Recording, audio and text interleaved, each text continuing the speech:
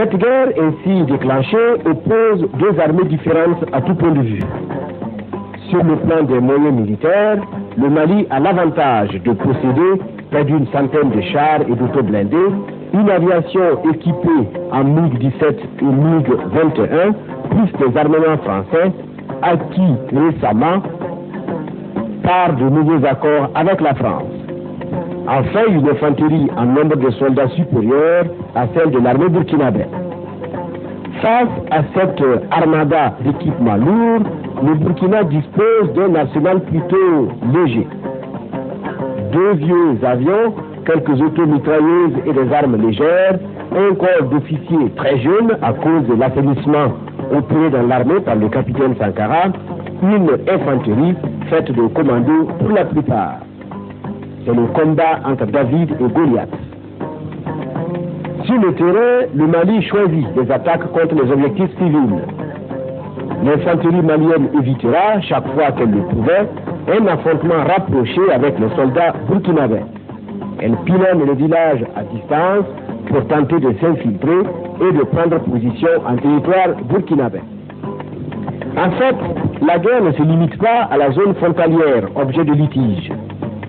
Tout au long des 1200 km de frontières communes, l'armée malienne attaque plusieurs villages burkinabés, des habitations et des réalisations socio-économiques. Elle pratique même des razzias, procède à des exécutions sommaires de paysans sans défense, abandonnant les cadavres ou les enterrant à la hâte. C'est le cas à Faramana, village situé à 2 km de Mali, à l'ouest du Burkina. La stratégie militaire de Bamako vise à saper le moral des habitants burkinabés par une répétition des bombardements aériens. Objectif, infliger une guerre éclair par un déploiement massif de chars et de blindés sur toute la frontière, avec pour stratégie l'occupation de la capitale économique du Burkina Faso, Bobo Dioulasso, et des villes secondaires comme Orodara, Ouaïbia, Dori et Djibo.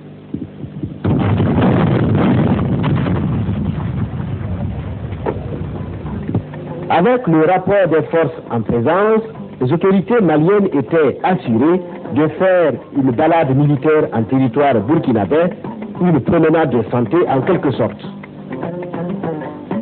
Alors, le général Moussa Traoré se montrera hésitant devant les missions de médiation dépêchées par les chefs d'État africains en faveur de l'instauration d'un cessez-le-feu. Et à deux reprises, les 26 et 28 décembre 1985, l'armée malienne viole le cessez-le-feu, accepté pourtant par le général Moussa Traoré et le capitaine Thomas Sankara. Cessez-le-feu obtenu par le président en exercice de l'OUA, Abdou Diouf du Sénégal, et par d'autres médiations africaines. Sur le terrain, les combats sont violents.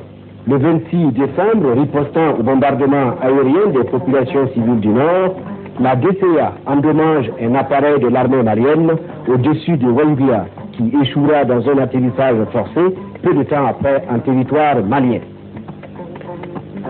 Poursuivant la riposte, la base aérienne du Burkina détruit les objectifs militaires de Sikasso au sud-ouest du Mali et fait d'importants dégâts et de nombreuses victimes. Dès lors, Bamako ne croit plus à la possibilité d'une guerre éclair avec le Burkina. Cette résistance des forces burkinabées n'était pas attendue. Face aux blindés et aux chars maliens qui pénètrent en territoire burkinabé sur le front ouest, les soldats burkinabés opposent la guérilla et se lancent dans des actions commando. Une dizaine de chars maliens détruits à Koloko le 29 décembre, deux autres récupérés et deux véhicules maliens de transport brûlés. Sur le front nord, les combats autour des villages contestés font de nombreux morts de part et d'autre et d'importants dégâts matériels. Des chars mis en déroute et par des embuscades au commando de l'armée burkinabé, un véhicule et deux chars maliens sont détruits à Diguel.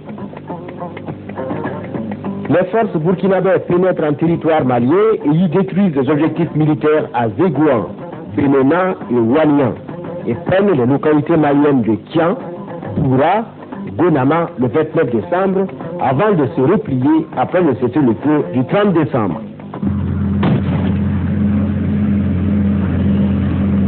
Seul le coup d'arrêt de Koloko, qui a décimé la colonne de blindés le 29 décembre en territoire burkinabé, décidera le général Moussa Traoré à accepter et le cessez-le-feu de la mission de bons offices du Nigeria et de la Libye et celui de l'accord de non-agression et d'assistance en matière de défense à NAD le 29 décembre respectivement à 23h, puis le 30 décembre à 3h du matin. Un conseil extraordinaire des ministres de l'ANAD, tenu à Abidjan le même jour, précise les conditions du cessez-le-feu. Une commission d'observateurs est mise sur pied, composée de 2 officiers de chacun des États membres et du pays observateur, commission chargée de constater sur le terrain le respect effectif du cessez-le-feu. 4 officiers ivoiriens trouveront la mort dans un accident d'hélicoptère en territoire malien le 12 janvier 1986 vers 22h30 au cours de cette mission de paix.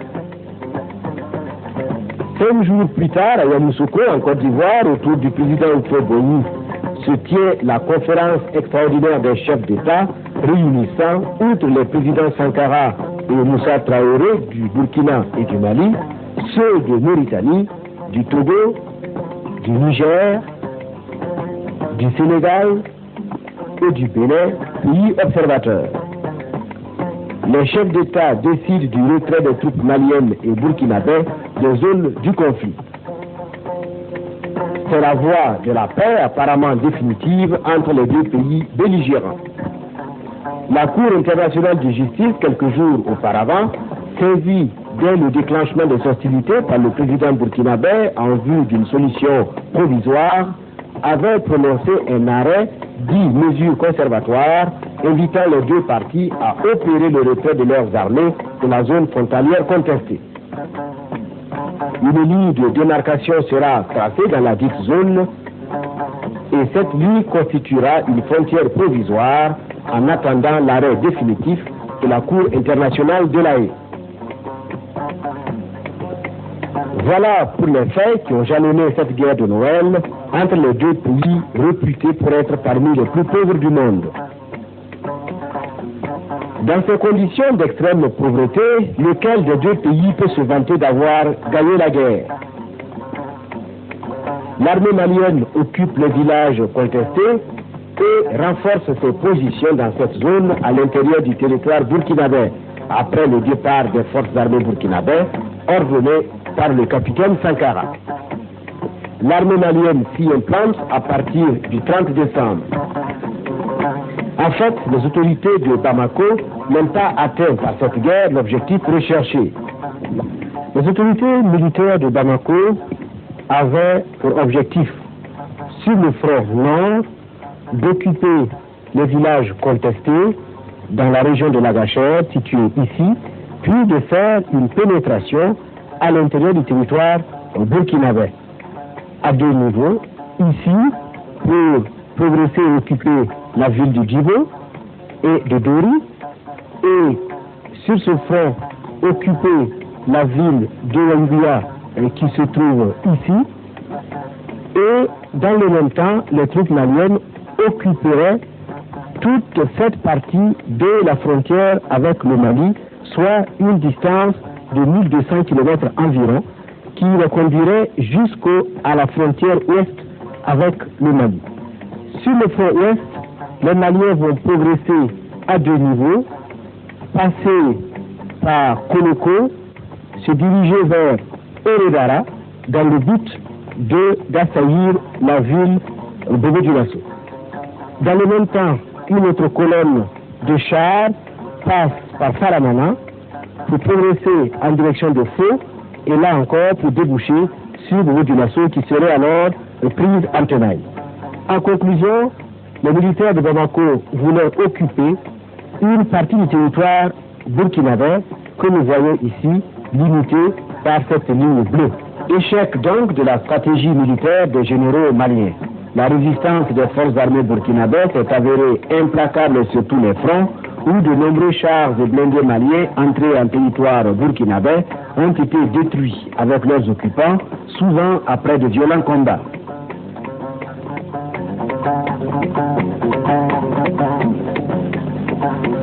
D'autres gros engins du genre sont abandonnés par l'armée malienne sur le champ de bataille chaque fois qu'elle est mise en déroute. La tactique déployée par l'état-major de Ouagadougou a été opérationnelle sur le terrain. À 16 heures, je voyais une section progresser en bataille, dréchant aux victimes des engins, c'est-à-dire mon char. Alors cette troupe, alors je pensais que c'était des troupes amies. Je sortais du char pour pouvoir identifier si ce sont les miens ou pas. Malheureusement, c'était la troupe ennemie, armée d'environ une section.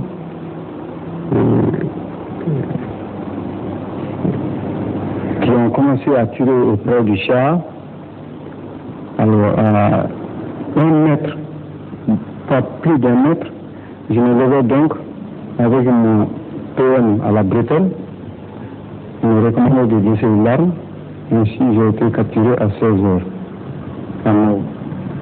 Les embuscades commando conçues par les jeunes officiers burkinabés ont donc permis de contenir puis de repousser l'avancée des troupes maliennes en leur infligeant de lourdes pertes.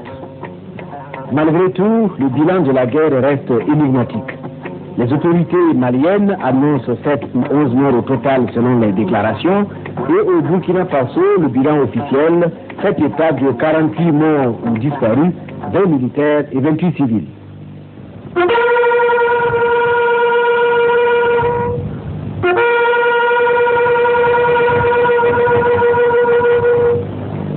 Ces hommes, ces femmes et ces enfants morts dans cette guerre malheureuse devraient être des martyrs de la paix. La paix à jamais entre deux peuples que l'histoire a forgés dans un même moule. Tirant les leçons de cette guerre inutile, on semble de part et d'autre prêcher pour la réconciliation. 4 jours après le cessez-le-feu, le président burkinabé déclare à ses compatriotes à l'occasion d'un meeting de solidarité entre les deux peuples. Je vous demande de faire en sorte que demain, après-demain, et dans les jours à venir, les Maliens et les Maliennes viennent nombreux au Burkina Faso, dans les manifestations sportives, culturelles, que nous puissions les rencontrer, dans les opérations économiques et politiques, que les Burkinabés se rendent au Mali, fréquenter les Maliens. Chacun de nous doit mettre un point d'honneur à gagner l'amitié et la sincérité, à regagner, dirais-je, l'amitié, la sincérité et la fraternité d'un frère, d'une sœur du Mali. Celui qui n'aura pas réussi à gagner l'amitié d'un Malien n'aura pas fait son devoir révolutionnaire. Et à commencer par moi-même, je le ferai. Une nouvelle page doit être tournée et la seule guerre à mener par le Mali et le Burkina est celle contre le sous-développement, celle contre la sécheresse et la désertification, celle contre la soif et la faim, contre la maladie et l'ignorance.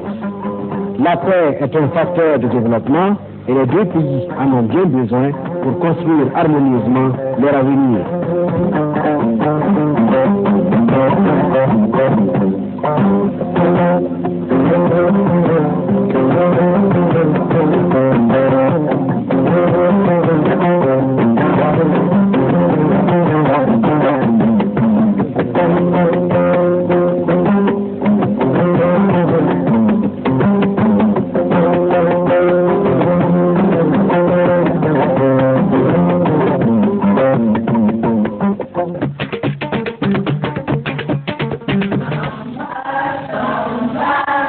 Compte tenu de la